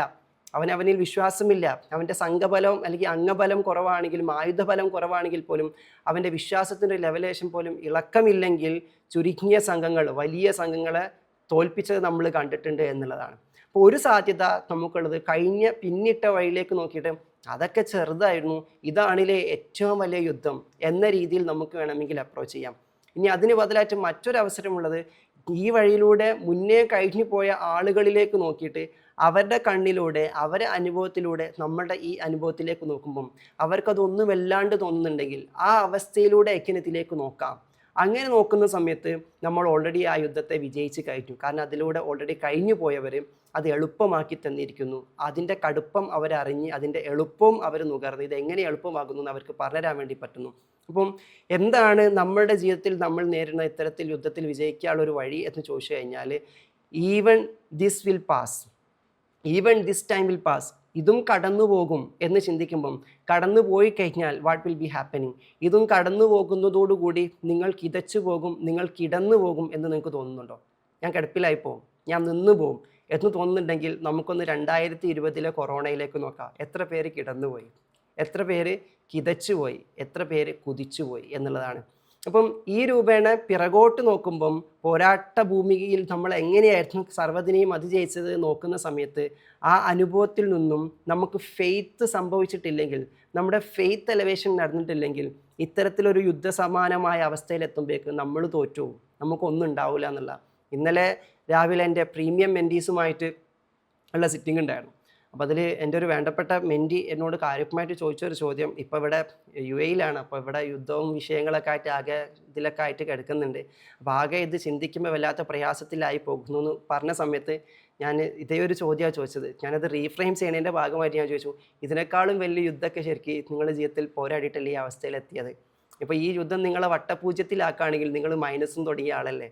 അപ്പോൾ നിങ്ങൾക്ക് ഈ യുദ്ധത്തിനെ കൊണ്ട് എന്തൊക്കെ ആഘാതങ്ങൾ ഉണ്ടാക്കിയാലും ആ മൈനസിൽ നിന്ന് തുടങ്ങിയിട്ട് ഇതുവരെ എത്തിയ എല്ലാ വീര്യമായിട്ടുള്ള അനുഭവങ്ങൾ നിങ്ങളുടെ ഉള്ളിലില്ലേ, അതൊന്നും നിർവീര്യമായിട്ടില്ലല്ലോ. അപ്പോൾ എന്നതുകൊണ്ട് ആ അനുഭവത്തിലേക്ക് നോക്കാതെ, ആ പാഠങ്ങളിലേക്ക് നോക്കാതെ ഇത് വേറെ യുദ്ധമാണ്, ഇത് വേറെ പ്രശ്നമാണ് എന്ന് ചിന്തിക്കുന്നിടത്താണ് നമ്മുടെ ഏറ്റവും വലിയ പ്രയാസം എന്ന് പറയുന്നത്. ഓക്കെ, ഓരോരുത്തരും യുദ്ധത്തിലാണ്. ഒരു വീടെടുത്ത് നോക്കിക്കഴിഞ്ഞാൽ ആ വീട്ടിൻ്റെ പല മുറികളിൽ പല ഇടങ്ങളിൽ 5 പേര് വർക്ക് ചെയ്തുകൊണ്ടിരിക്കുന്നുണ്ടെങ്കിൽ 5 പേരെയും മുകളിൽ നിന്ന് നോക്കിക്കഴിഞ്ഞാൽ 5 പേർക്ക് 5 തരത്തിലുള്ള യുദ്ധങ്ങൾ ഇട്ട് കൊടുത്തിരിക്കുകയാണ് എന്നതാണ് വാസ്തവം. അപ്പം 2 വയസ്സായ കുഞ്ഞ് ഒരു മുറിയിലിരിക്കുന്നുണ്ടെങ്കിൽ ആ കുഞ്ഞിൻ്റെ കയ്യിൽ കിട്ടിയിരിക്കുന്ന എന്തോ ഒരു കളിപ്പാട്ടം അതൊന്ന് 2 കഷ്ണമാക്കാനുള്ള യുദ്ധത്തിലാണ് ആ കുട്ടി. എത്ര പറഞ്ഞാലും ആ കുട്ടി അതൊന്നും വരില്ല. അത് പറ്റാത്ത അരിശത്തിലും വേദനയിലും ആളിങ്ങനെ പോരാട്ടത്തിലാണ്. അവനെ സംബന്ധിച്ചിടത്തോളം വലിയ ബുദ്ധിമുട്ടിലാണ്. ഈ യുദ്ധം ആരാണ് ഇട്ട് കൊടുത്തത്? മുകളിൽ ഇട്ട് കൊടുത്താണ്. എന്തിനാണ് ഇട്ട് കൊടുത്തിരിക്കുന്നത്? അത് 2 കഷ്ണമാക്കാനുള്ള പ്രയത്നത്തിലൂടെ ഇത് കഷ്ണമാക്കലോ 2 ഭാഗിക്കലോ അതുകൊണ്ടുള്ള നേട്ടമോ അല്ല വിഷയം. അതിലേക്ക് കൊടുക്കുന്ന ഫോക്കസാണ്, അതിലേക്ക് കൊടുക്കുന്ന നെവർ ഗിവിങ് അപ്പ് മെൻറ്റാലിറ്റിയാണ്. അതിലൂടെ അവൻ ഒരിക്കലും പിന്തിരിയാതിരിക്കാനുള്ള മനോഭാവം ഉണ്ടാക്കിയെടുക്കാനുള്ള ഒരു വാശി അവൻ്റെ ഉള്ളിലേക്ക് സ്ഥാപിച്ചുകൊണ്ടിരിക്കുകയാണ് ആ കളിപ്പാട്ടത്തിലൂടെ. ഈ യുദ്ധം ആരും കാണുന്നില്ല എന്നുള്ള, നന്നായിട്ട് നിരീക്ഷിക്കുന്ന ആൾക്കാർ അത് കാണും, അത് മനസ്സിലാക്കും, അത് കൗതുകത്തോടു കൂടി നോക്കും. എങ്ങനെയാണ് ഈ ചെറിയ കുഞ്ഞിനെ പോലും ഒരു യുദ്ധഭൂമിയിൽ കൊണ്ടിട്ടിട്ട് നമുക്ക് തോന്നി, എന്തിനാ മോനെ നീ ഇങ്ങനെ കഷ്ടപ്പെട്ടുകൊണ്ടിരിക്കണത്, അതൊന്നും എന്ത് കിട്ടാനെന്ന് ചോദിക്കുമ്പം ഒന്നും കിട്ടാനില്ല നമുക്ക് തോന്നുന്നു. എന്നാൽ നമ്മളും ഇത്തിരി കുഞ്ഞന്മാരായിട്ടുള്ള മനുഷ്യന്മാർ തന്നെയാണ്. നമ്മളെക്കാളും വലുതായിട്ടുള്ള കുറച്ച് ആൾക്കാർ നമ്മളീ പറഞ്ഞുകൊണ്ടിരിക്കുന്ന പ്രയാസപ്പെട്ടുകൊണ്ടിരിക്കുന്ന വിഷയങ്ങൾ കേൾക്കുമ്പം അവർക്ക് എന്തായിരിക്കും തോന്നുന്നത്, എന്തിനാണ് ഒരു കാര്യമില്ലാത്ത കാര്യത്തെ പറ്റിയിട്ട് നിങ്ങൾ ഇത്രത്തോളം ആകുലപ്പെട്ടുകൊണ്ടിരിക്കുന്നത്, വ്യാകുലപ്പെട്ടുകൊണ്ടിരിക്കുന്നത്, ആദ്യം പറഞ്ഞുകൊണ്ടിരിക്കുന്നത് എന്ന് പറയുമ്പം വിവരമുള്ളവർ എന്താണ് അവർക്ക് പറഞ്ഞു കൊടുക്കാം. അത് പറഞ്ഞിട്ട് കാര്യമില്ല. അവരെ സൃഷ്ടിച്ച തമ്പുരാൻ അവർക്കിപ്പോൾ ഇങ്ങനത്തെ ഒരു ടാസ്ക് കൊടുത്തിരിക്കുകയാണ്. ആ കുഞ്ഞിന് കളിപ്പാട്ടത്തിൻ്റെ ടാസ്കിലൂടെ എന്താണ് അവൻ ഉദ്ദേശിച്ചത്, അതുപോലെ ഇവർക്കും എന്തോ ഒന്ന് ഉദ്ദേശിച്ചിട്ടുണ്ട്. അപ്പോൾ നമുക്ക് ഓരോരുത്തർക്കും പുറമേ നടക്കുന്ന യുദ്ധങ്ങൾ എന്ന് പറഞ്ഞാൽ ആ യുദ്ധം നമ്മുടെ അകത്തൊരു യുദ്ധത്തെ സൃഷ്ടിക്കുന്നുണ്ട്. ആ യുദ്ധത്തിൽ നിന്ന് നമ്മൾ എന്തോ മനസ്സംഘർഷത്തിൽ നിന്നും നമ്മൾ എന്തോ കണ്ടെത്തേണ്ടതായിട്ടുണ്ട്. അങ്ങനെ നോക്കിക്കഴിഞ്ഞാൽ മാക്രോ കോസ്മിക് ലെവലിൽ എല്ലാവരും ലോക യുദ്ധ ഭീതിയിൽ നിൽക്കുന്നു. എല്ലാവരും, ഞാനും നിങ്ങളും എല്ലാവരും എക്സ്റ്റേണലി ലോകയുദ്ധം, മഹായുദ്ധം സംഭവിക്കുക എന്ന ഭീതിയിലിരിക്കുന്നു. എന്നാൽ മൈക്രോസ്കോപ്പിക്കലി നമ്മൾ നോക്കിക്കഴിഞ്ഞാൽ ആ യുദ്ധത്തെ എനിക്കും നിങ്ങൾക്കും ഓരോരുത്തർക്കും എന്ത് സംഘർഷമാണ് ഉള്ളിലുണ്ടാക്കിയത്. എൻ്റെയും നിങ്ങളുടെ ഉള്ളിൽ ഓരോരുത്തർക്കും അവരുടേതായിട്ടുള്ള ഇൻഡിവിജ്വലായിട്ടൊരു വാറിലേക്ക് എത്തിക്കുന്നുണ്ട്. ചിലർക്ക് ആ വാറ് എൻ്റെ ബിസിനസ്, എൻ്റെ കുടുംബം, എൻ്റെ മക്കൾ, അല്ലെങ്കിൽ എൻ്റെ ഇപ്പോഴത്തെ ജീവിത സാഹചര്യം, എൻ്റെ ഇൻവെസ്റ്റ്മെൻറ്റ്, ഇങ്ങനെ തുടങ്ങി പല കാര്യങ്ങളായിട്ട് അകത്ത് സംഘർഷത്തിൽ നടന്നുകൊണ്ടിരിക്കുക എന്നുള്ളതാണ്. ഈ അകത്ത സംഘർഷത്തോട് മല്ലിടാനാണ് ഏറ്റവും വലിയ ചലഞ്ചിങ് ആയിട്ട് വരുന്നത് എന്ന് കൂടി നമ്മൾ മനസ്സിലാക്കുന്നുണ്ട്. അപ്പോൾ ഈ രൂപേണ ഒരു വീടെടുത്ത് നോക്കി കഴിഞ്ഞാൽ ഒരു കുഞ്ഞ് ഒരു യുദ്ധത്തിലാണ്. അതേ സമയത്ത് തന്നെ തൊട്ടപ്പുറത്തെ മുറിയിലേക്ക് പോയി നോക്കിക്കഴിഞ്ഞാൽ വേറൊരാൾ, ഒരു താത്തയോ ഒരു കാക്കയോ ഒറ്റ ഇരുന്നിട്ട്, ഒരു കാക്കയോ താത്തയോ കസിനോ ആരെങ്കിലുമൊക്കെ ഇരുന്നിട്ട് സ്ക്രോൾ ചെയ്യണ യുദ്ധത്തിലാണ്. എന്ത് കണ്ടിട്ടും മതി വരാത്ത ഇതാണോ ബെസ്റ്റ്, ഇതാണോ ബെസ്റ്റ്, ഇതാണോ ബെസ്റ്റ് എന്നിട്ടൊരു സംഘർഷാവസ്ഥയിലൂടെ കടന്നു പോവാണ്. അവസാനം ഇതൊന്നുമല്ല ബെസ്റ്റ്, ഇതിലൊന്നും വല്ലാണ്ടിരിക്കുന്നൊരു സമയമാണ് ബെസ്റ്റ് എന്നുള്ള ബോധത്തോടു കൂടി തന്നെ ഇതിൽ നിന്നും എങ്ങനെ പുറത്ത് ചാടാൻ പറ്റും, 2 റീല് കൂടി കാണട്ടെ, 3 റീല് കൂടി കാണട്ടെ, പണിയെടുക്കാൻ സമയമായിട്ടുണ്ട്, പുറത്തു പോകാൻ സമയമായിട്ടുണ്ട്, ഇതൊക്കെ അറിഞ്ഞുകൊണ്ട് തന്നെ അവർ യുദ്ധത്തിലാണ്. പക്ഷെ അവൻ അതൊന്നും പിന്മാറാൻ വേണ്ടി പറ്റുന്നില്ല. ഇതെല്ലാം യാഥാർത്ഥ്യമെന്ന് അറിയാമെങ്കിൽ കൂടി അതിൽ സ്റ്റിക്ക് ഓൺ ചെയ്തുകൊണ്ടിരിക്കുകയാണ്. ഇതുപോലെ തന്നെയാണ് നമ്മളിപ്പോൾ കണ്ടുകൊണ്ടിരിക്കുന്ന യുദ്ധങ്ങളൊന്നുമല്ല യാഥാർത്ഥ്യം. അത് യഥാർത്ഥത്തിൽ നടക്കട്ടെ, സ്ക്രോൾ ചെയ്യുന്ന റിയാലിറ്റിയാണ്. പക്ഷെ ഇതിൻ്റെ അപ്പുറത്ത് കുറച്ച് സത്യങ്ങൾ നമുക്കറിയാം. ആ സത്യം എന്താണെന്ന് ചോദിച്ചു കഴിഞ്ഞാൽ ധർമ്മം എപ്പോഴും പുനഃസ്ഥാപിക്കപ്പെടും, ധർമ്മം എപ്പോഴും വിജയിക്കും, വെളിച്ചം എപ്പോഴും വിജയിക്കും. എത്ര തന്നെ ഇരുട്ടിലൂടെ ലോകം കടന്നു പോയാലും ധർമ്മം പുനഃസ്ഥാപിക്കപ്പെട്ടുകൊണ്ടേയിരിക്കും. അപ്പോൾ ഈ ഇരുട്ട് നിറഞ്ഞ അനുഭവങ്ങളൊക്കെ തന്നെ വെളിച്ചത്തിന് പിറവിയെടുക്കാനുള്ള യാത്രയുടെ ഭാഗമായിട്ട് സംഭവിച്ചുകൊണ്ടിരിക്കുകയാണെങ്കിൽ വെളിച്ചത്തെ സ്വീകരിക്കാൻ തയ്യാറായിട്ടിരിക്കുന്നവരെ സംബന്ധിച്ചിടത്തോളം അതിനായിട്ട് അവർ കാതോർത്തിരിക്കുകയാണ്. അവരെ നോട്ടം മുഴുവൻ അതിലേക്കാണ്, ഈ ഇരുട്ടിലേക്ക് അല്ല എന്നുള്ളതാണ്. അങ്ങനെ ഇരുളാർന്ന രാവുകളിലും വെളിച്ചത്തിലേക്ക് കണ്ണും നട്ട് കാത്തിരിക്കുന്ന ആളുകളുണ്ട്. അവർക്ക് വെളിച്ചത്തെ പേടിയില്ല, കാരണം അവർക്ക് ഇരുട്ടിനെ പേടിയില്ല. അവർ വെളിച്ചവുമായി പ്രണയത്തിലാണ്, സ്നേഹത്തിലാണ്, അതിനെ വരവേൽക്കാനുള്ള തയ്യാറെടുപ്പിലാണ്. അത്തരത്തിലൊരു തയ്യാറെടുപ്പ് മാക്രോ ലെവലിൽ, മെറ്റാഫിസിക്കൽ ലെവലിൽ, സ്പിരിച്വൽ ലെവലിൽ ഒരു പെർസ്പെക്റ്റീവ് അണ്ടർസ്റ്റാൻഡിംഗ് ഉള്ള ഒരാൾ അത്തരത്തിലൊരു കാത്തിരിപ്പോട് കൂടിയിട്ട് വെളിച്ചത്തെ കാത്തിരിക്കുമ്പോൾ അവൻ ഈ ഭൂമിയിൽ അവൻ്റെതായിട്ടുള്ള ഇൻഡിവിജ്വൽ ലൈഫിൽ കിട്ടുന്ന വെളിച്ചം എന്താണ്? മാക്രോ ലെവലിൽ അവൻ യുദ്ധത്തെ കണ്ടത്, ഈ ലോകത്തിൽ സംഭവിക്കുന്ന എല്ലാ വിഷയങ്ങളും കണ്ടത് വെളിച്ചത്തെ കാത്തിരിക്കുന്ന, വെളിച്ചത്തിന് പിറവി എടുക്കാനുള്ള അവസരമായിട്ട് വെളിച്ചത്തെ നോക്കിയിരിക്കുന്ന, കാരുണ്യത്തെ നോക്കിയിരിക്കുന്ന, ഇന്നല്ലെങ്കിൽ നാളെ കാരുണ്യം പുലരും, സത്യം പുലരും എന്ന രൂപേണ പ്രതീക്ഷയിലായിട്ട് കാത്തിരിക്കുന്ന ഒരു കാത്തിരിക്കുന്നവരുണ്ട് നമുക്ക് ഓരോരുത്തർക്കിടയിൽ. അങ്ങനെ കാത്തിരിക്കുന്നവൻ മെറ്റാഫിസിക്കൽ ആൻഡ് സ്പിരിച്വൽ ലെവലിൽ അവൻ ആ കാത്തിരിപ്പിലാണ്. അത്തരത്തിലൊരു തലത്തിൽ ഇരിക്കുന്നവനെ സംബന്ധിച്ചിടത്തോളം ആ കാത്തിരിപ്പ് അവൻ്റെ ഇൻഡിവിജ്വൽ ലൈഫിൽ എന്തായിട്ട് മാറുന്നു? അവൻ്റെ പേഴ്സണലായിട്ട് ചില സ്ട്രഗിളുകളുണ്ട്. ആ സ്ട്രഗിളുകളിൽ അതിൻ്റെ ഒരു കണമെന്നോണം, ഒരംശം എന്നോണം അതിലും അവന് കാത്തിരിക്കാൻ പറ്റുന്നു എന്നുള്ളതാണ്. പുറത്തും അകത്തും ഒരുമിച്ചാണ് സംഭവിച്ചുകൊണ്ടിരിക്കുന്നത്. അപ്പോൾ അത്തരത്തിൽ ഒരു കാത്തിരിപ്പിലിരിക്കുന്ന ഒരാൾക്ക് ഒരു മനസ്സംഘർഷമോ ഒരു ചലഞ്ചോ വന്നു കഴിഞ്ഞാൽ അവന് ക്ഷമയോട് കൂടിയിട്ട് കാത്തിരുന്നു കൊണ്ട് തന്നെ അതിൽ നിന്നും പുറത്തേക്ക് വരാനുള്ള പരിശ്രമങ്ങൾക്ക്, പ്രതീക്ഷയോട് കൂടിയിട്ട് പ്രവർത്തിക്കാനുള്ള, പ്രയത്നിക്കാനുള്ള, പരിശ്രമിക്കാനുള്ള ഊർജ്ജം അവൻ്റെ ഉള്ളിൽ നിന്നും കിട്ടിക്കൊണ്ടിരിക്കുന്നു. കാരണം ലോകത്തിൽ സംഭവിച്ചുകൊണ്ടിരിക്കുന്ന കാര്യങ്ങളെ അവൻ വെളിച്ചത്തിലേക്ക് എത്തിച്ചേരാനുള്ള വഴിയായിട്ട്, വെളിച്ചത്തെ കാത്തിരിക്കുന്ന പാതയായിട്ട് സ്വീകരിച്ചു കഴിഞ്ഞാൽ അത് അവന് വ്യക്തിപരമായിട്ട് ബാധിച്ചുകൊണ്ടിരിക്കുന്നത് അവൻ്റെ വ്യക്തിപരമായ കാര്യങ്ങളിലും അതിൻ്റെ ജനറലൈസേഷൻ നടക്കുന്നു. അതിൻ്റെ കഷ്ണങ്ങളായിട്ട്, പീസുകളായിട്ട് അവൻ്റെ ഹൃദയത്തിൽ ആ വെളിച്ചം എങ്ങനെയാകുന്നു ചോദിച്ചു കഴിഞ്ഞാൽ അവൻ്റെ ഇൻഡിവിജ്വൽ ലൈഫിൽ അത് അങ്ങനെ ബാധിക്കുന്നു. സിംപിളി പറഞ്ഞാൽ ഈ ലോകത്തിൽ സംഭവിച്ചുകൊണ്ടിരിക്കുന്ന ലോകത്തിൽ സംഭവിച്ചുകൊണ്ടിരിക്കുന്ന കാര്യങ്ങളെ നമ്മൾ എങ്ങനെയാണോ മനസ്സിലാക്കി വെച്ചിരിക്കുന്നത്, ലോകബോധം എങ്ങനെയാണോ ആ ലോകബോധത്തിന് അടിസ്ഥാനപ്പെട്ടിട്ട് നിങ്ങളെന്ന വ്യക്തിയെക്കുറിച്ചിട്ടൊരു ലോകബോധം നിങ്ങൾക്കുണ്ട്. നിങ്ങളുടെ ആന്തരിക ലോകം, നിങ്ങളും നിങ്ങളുടെ പ്രപഞ്ചവും, നിങ്ങളുടെ അകത്ത്, നിങ്ങളുടെ ജീവിതം, നിങ്ങളുടെ ലോകം, അതിലേക്ക് നിങ്ങൾ ഈ പുറത്തുള്ള ലോകത്തെ എങ്ങനെ നോക്കിക്കാണുന്നു അതിൻ്റെ അടിസ്ഥാനപ്പെടുത്തിയിട്ട് നിങ്ങളുടെ അകത്തെ ലോകം ക്രമീകരിക്കപ്പെടുന്നത്.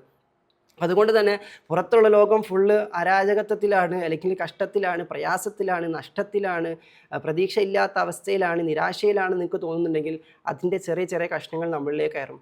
ഏതുപോലെ ഇപ്പോഴും നമുക്കറിയാം കൊറോണ സമയത്ത് നമ്മൾ കേട്ട വാർത്തകൾ, ഈ വാർത്തകളെല്ലാം കൂടി കേട്ടതിൻ്റെ അടിസ്ഥാനത്തിൽ നമ്മുടെ ആന്തരിക ലോകത്തിലുണ്ടായിട്ടുള്ള നമ്മൾ പോലും അറിയാത്ത ചില ഇമ്പാക്റ്റുകൾ ഉണ്ടായിരുന്നു.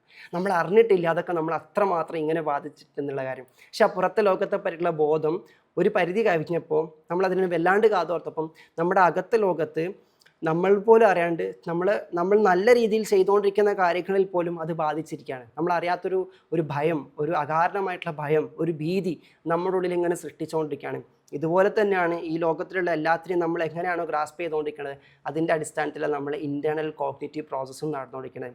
ഇപ്പം നമ്മൾ ഈ അടുത്തിടെയായിട്ട് കേട്ടുകൊണ്ടിരിക്കുന്ന ചില ട്രോളുകളൊക്കെ ഉണ്ടല്ലേ, പ്രത്യേകമായിട്ട് ഇപ്പം US-ഉം ഇറാനും ഇസ്രായേലും ചേർന്നിട്ട് കേരള മാധ്യമങ്ങളോട് പ്രത്യേകമായിട്ട് ഒന്ന് നിങ്ങളുടെ ഈ വാർത്തകളൊക്കെ നിർത്തണം എന്ന് പറഞ്ഞിരിക്കുന്നു. ഒരു ട്രോളായിട്ട് പറഞ്ഞാൽ, കാരണം അത്തരത്തിൽ നമ്മൾ ഈ ലോകത്തെ കേട്ടുകൊണ്ടിരിക്കണേ അത് നമ്മുടെ സത്യമായിട്ട് നമ്മൾ മാറിക്കൊണ്ടിരിക്കാം. അപ്പോൾ അതിലേതൊക്കെയാണ് ഫേക്ക് ന്യൂസ്, ഏതൊക്കെയാണ് ട്രൂ ന്യൂസ് എന്ന് പോലും നമുക്ക് അറിയാത്ത രീതിയിലേക്ക് ഇന്ന് പറഞ്ഞ അതേ കാലത്ത് അങ്ങനെയല്ലായിരുന്നു, ഇങ്ങനായിരുന്നു, മാറിക്കൊണ്ടിരിക്കുകയാണ്. അപ്പോൾ നമ്മൾ ഈ ലോകത്തെ നോക്കിക്കാണുന്നതും നമ്മൾ ലോകത്തെ കേട്ടതിൻ്റെ അടിസ്ഥാനത്തിൽ വിശ്വസിക്കുന്ന കാര്യങ്ങളും നമ്മുടെ ആന്തരിക വിശ്വാസത്തെ എത്രത്തോളം ബാധിക്കേണ്ടതെന്ന് നമ്മൾ നോക്കാം. അപ്പോൾ രണ്ട് സാധ്യതകളാണ് ഞാനെപ്പോഴും ഗൈഡഡ് കോഡിൽ ഞാൻ എപ്പോഴും പാർട്ടിസിപ്പൻസിനോട് പറഞ്ഞൊരു കാര്യമാണ്. നമുക്ക് രണ്ട് സാധ്യതകളാണുള്ളത്.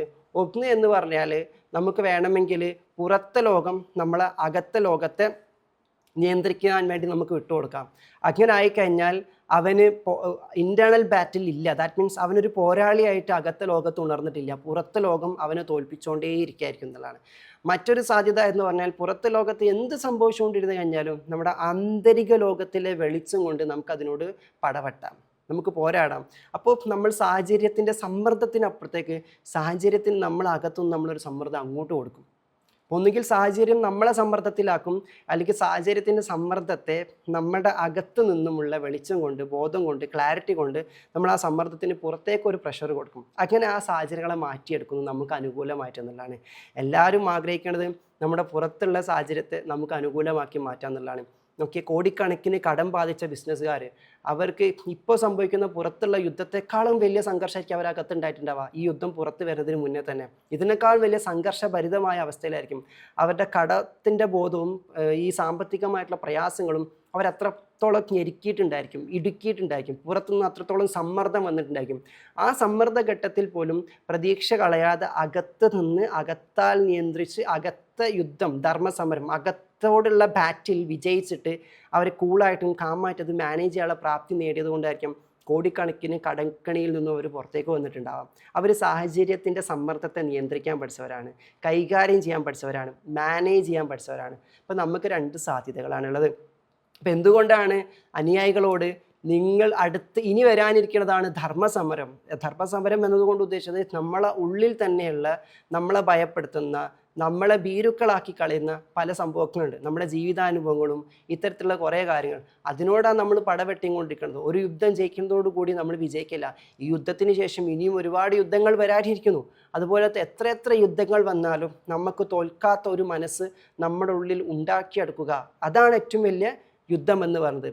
അതിന് നമ്മൾ തയ്യാറാവുക എന്നുള്ളതാണ്. അല്ലെങ്കിൽ ഒരു സമയത്ത് കൊറോണ വന്നു, അതിനുശേഷം യുദ്ധം വന്നു, അതിനുശേഷം വേറെ എന്തൊക്കെയോ വന്നു, അതിനപ്പുറത്തേക്ക് ഈ വലിയ ലോകത്തിനപ്പുറത്തേക്ക് നമ്മുടെ കുഞ്ഞു ലോകത്ത് തന്നെ നമ്മുടെ പരിസരങ്ങളിൽ, നമ്മുടെ കുടുംബത്തിൽ, നമ്മുടെ ചുറ്റുപാടിൽ വേറെ എന്തൊക്കെയോ ചെറിയ കുഞ്ഞു ഗോത്ര യുദ്ധങ്ങൾ വന്നു, കുടുംബ യുദ്ധങ്ങൾ വന്നു, അതുപോലെ തന്നെ സാമ്പത്തിക യുദ്ധങ്ങൾ വന്നു, ദാമ്പത്യ യുദ്ധങ്ങൾ വന്നു. ഇങ്ങനെ ചെറിയ യുദ്ധങ്ങളും വന്നുകൊണ്ടിരിക്കാം. ഇത്തരത്തിൽ വ്യത്യസ്തമായിട്ടുള്ള യുദ്ധങ്ങളൊക്കെ വന്നുകൊണ്ടിരിക്കുമ്പം നമ്മളിങ്ങനെ തളർന്നു പോവുകയാണെങ്കിൽ, നമ്മളിങ്ങനെ ഒന്നുമില്ലാണ്ടായി പോവുകയാണെങ്കിൽ പിന്നെ അതിൽ കാര്യമില്ലല്ലോ. ഇവിടെ നമുക്ക് ആകെ ചെയ്യാൻ പറ്റുന്ന കാര്യം, ഇപ്പോഴത്തെ യുദ്ധമൊന്നുമല്ല വിഷയം, നമ്മൾ ഓൾറെഡി യുദ്ധത്തിലാണ്, നിങ്ങളാരോ പറ്റിച്ചതാണ്, ഇതാണ് ഏറ്റവും വലിയ യുദ്ധമെന്ന്. ശരിക്ക് ട്രൂ ആയിട്ട് ജെന്യുവനായിട്ട് ഇരുന്ന് നോക്ക്. ഈ യുദ്ധം നിങ്ങളുടെ ചുറ്റുപാടിൽ നിങ്ങളെ ബാധിക്കുന്നതിനേക്കാളും കൂടുതൽ ബാധിച്ച പല യുദ്ധങ്ങളും നിങ്ങൾക്ക് ഉണ്ടായിട്ടുണ്ട്.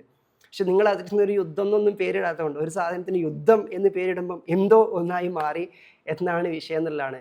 അതിനപ്പുറത്തേക്ക് നമ്മൾ ഇതിൽ നിന്നും കണ്ടംപ്ലേറ്റ് ചെയ്യുമ്പോൾ നമ്മൾ മനസ്സിലാക്കേണ്ട കുറേ കാര്യങ്ങളുണ്ട്. നമ്മൾ ഈ ലോകത്ത് സംഭവിച്ചുകൊണ്ടിരിക്കുന്ന ഈ പ്രയാസങ്ങൾ അവരോടൊപ്പം ചേരുന്നില്ല എന്നുള്ളതിൻ്റെ അർത്ഥം നമുക്കതിൽ മനപ്രയാസം ഉണ്ടായിരിക്കും, ആളുകൾ മരിച്ചു വീഴുന്നതിലും പല നാശനഷ്ടങ്ങൾ ഉണ്ടാകുന്നതിലൊക്കെ നമുക്ക് വേദനകളൊക്കെ ഉണ്ടായിരിക്കും. ആ വേദനകളിൽ പങ്കു ചേർന്നുകൊണ്ട് തന്നെ, ആ വേദനകളിൽ പങ്കു ചേരാന്ന് പറഞ്ഞാൽ ആ വേദനകളിൽ ചേർന്ന് നമ്മളില്ലാണ്ടായിട്ട്, നമ്മളാകെ സ്ട്രെസ് അടിച്ച്, നമ്മളാകെ ടെൻസ്ഡായിട്ട്, നമുക്ക് നമ്മുടെ ലോകവും പരാജയത്തിലായി പോകുന്ന അവസ്ഥയിലേക്ക് നമ്മൾ പ്രിപ്പയർ ചെയ്യുന്ന തലത്തിലേക്ക് എത്താതിരിക്കുക എന്നുള്ളതാണ്. അവിടെയൊക്കെ ഒരു ഫെയ്ത്ത് ബാറ്റിൽ മനസ്സിലാക്കുന്ന ഒരാളെ സംബന്ധിച്ചിടത്തോളം അവിടെയൊക്കെ എത്രത്തോളം നമുക്ക് ഹോൾഡ് ഓൺ ചെയ്യാൻ പറ്റുന്നു, അവിടെയൊക്കെ എത്രത്തോളം നമുക്ക് നമ്മുടെ ഫെയ്ത്തിൽ തന്നെ റീഅലൈൻ ചെയ്തിരിക്കാൻ വേണ്ടി പറ്റുന്നു. പുറത്തേക്ക് നോക്കും തോറും ചിലപ്പം നമ്മുടെ ഫെയ്ത്ത് ഡിമിനിഷ് ചെയ്തുകൊണ്ടിരിക്കും. അകത്തേക്ക് നോക്കിയിട്ട് ഈ തരത്തിൽ ചിന്തിക്കുന്ന ഒരാളെ സംബന്ധിച്ചിടത്തോളം എന്തു തന്നെ ചുറ്റുപാടിൽ നടന്നാലും മുന്നോട്ട് പോകാനുള്ള ഊർജം അവന് സംഭരിച്ചെടുക്കാൻ പറ്റും. ആ ഊർജ സംഭരണത്തിനുള്ള അവസ്ഥകളാണ് ഇത്തരത്തിലുള്ള ലോകം സ്റ്റെക്കായി പോകുന്ന പല തരത്തിലുള്ള വിഷയങ്ങൾ തരുന്നതിലൂടെയും മനുഷ്യന് അവനവനിലേക്ക് തന്നെ നോക്കി ചിന്തിച്ച് താഴ്ന്നു പോകാനല്ല, അവനവനിൽ തന്നെയുള്ള സ്ട്രെങ്ത്തുകളെ പുറത്തെടുക്കാനുള്ള അവസരമാണ് മുകളിലുള്ളവൻ തരാൻ ഉദ്ദേശിക്കുന്നത് എന്ന് തിരിച്ചറിയുമ്പം നമ്മൾ തിരിച്ചു വന്നുകൊണ്ടേയിരിക്കും. ലോകം എത്ര തവണ പിറകോട്ട് പോയെന്ന് തോന്നിയിട്ടുണ്ട്, പക്ഷെ ഇപ്പോഴും ലോകം മുന്നോട്ട് ഗമിച്ചുകൊണ്ടേയിരിക്കുകയാണ്. അങ്ങനെയാണ് ഈ ലോകത്തെ സൃഷ്ടിച്ചതെങ്കിൽ, ഈ ലോകത്തെ സെറ്റ് ചെയ്തിരിക്കുന്നതെങ്കിൽ, ആ ലോകത്തിലാണ് നമ്മൾ ജീവിക്കണതെങ്കിൽ, ആ ലോകത്തിൻ്റെ സ്ഥിതിഗതികളിലെ മുന്നോട്ട് ഗമിക്കുക, വികാസം പ്രാപിക്കുക എന്ന ബോധതലത്തിലേക്ക് കണക്കേണ എന്ത് ബോധം എൻ്റെ ഉള്ളിലുണ്ട് എങ്കിൽ അവരൊക്കെ വീണ്ടും മുന്നോട്ട് തന്നെ ഗമിച്ചുകൊണ്ടിരിക്കുന്നുള്ളതാണ്.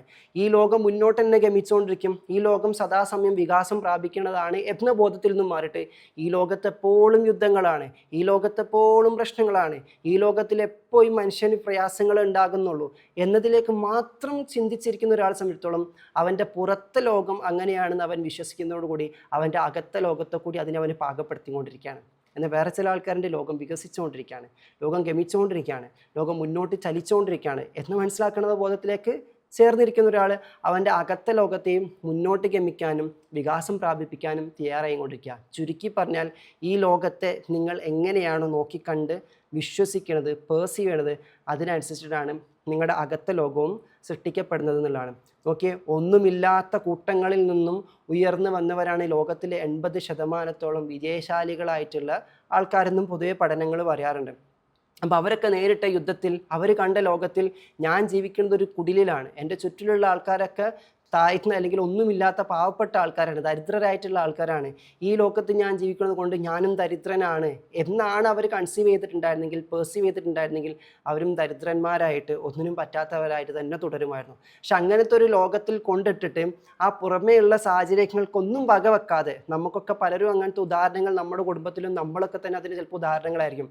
അത്തരത്തിലുള്ള വലിയൊരു ലോകത്ത്, ദാറ്റ് മീൻസ് അത്തരത്തിൽ ചുരുങ്ങിയൊരു ബോധം നൽകുന്ന ലോകത്ത് കൊണ്ടിട്ടിട്ട് അവിടെ മല്ലടിച്ചുകൊണ്ട് അവിടെ പോരാടിക്കൊണ്ട് ആ പുറത്തെ ലോകം നിങ്ങളോട് നിനക്കൊന്നും ഇല്ലടാ, നിൻ്റെ കുടുംബം ഒന്നിനും പറ്റൂലടാ, നിങ്ങളൊന്നിനും പറ്റാത്തവരാണടാ, നിനക്ക് പഠിക്കാൻ കഴിയൂലടാ, അല്ലെങ്കിൽ നിനക്ക് ഇങ്ങനെ പറ്റൂലടാ, നിങ്ങൾക്ക് സ്ഥലം വാങ്ങിക്കാൻ പറ്റൂലടാ, നിങ്ങൾക്ക് ഒരു വീട് ഉണ്ടാവില്ലടാ, ഇങ്ങനെ തുടങ്ങി പല കാര്യങ്ങളും, നിനക്ക് വിവാഹം നടക്കൂല, നിനക്ക് നല്ലൊരു ചെറുക്കനെ കിട്ടൂല, ഇങ്ങനെ തുടങ്ങിയിട്ട് കാരണം ഇവിടെ ജീവിക്കണത് ഇന്ന സ്ഥലത്താണ്, ഇന്ന കുടുംബത്തിലാണ് എന്നൊക്കെ പറഞ്ഞ് അത്തരത്തിൽ ലോകത്തേക്ക് നോക്കി ശരിക്കും ഇതാണ് സത്യമെന്ന് തോന്നുന്ന രീതിയിലേക്ക് ജീവിക്കുന്നിടത്തുനിന്നും അവിടെ പോരാടിയിട്ട് ആ സത്യങ്ങളൊക്കെ മാറ്റിമറിച്ച അനുഭവത്തിൽ വന്നിരിക്കുന്നവരായിരിക്കും ഞാനും നിങ്ങളെല്ലാവരും. അതിൽ പെടാത്ത ഒരാൾ ഇവിടെ ഉണ്ടാവില്ല, ഞാൻ 100% ഉറച്ചു വിശ്വസിക്കുന്നു.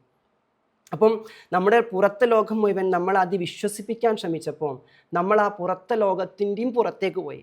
അപ്പോഴാണ് ഈ പുറംതോടാകുന്ന ലോകത്തിൻ്റെയും പുറമേ ഇരിക്കുന്ന തമ്പുരാൻ ഈ ലോകം സംവിധാനിക്കുന്നതിലൂടെ എന്താ ഉദ്ദേശിച്ചത്.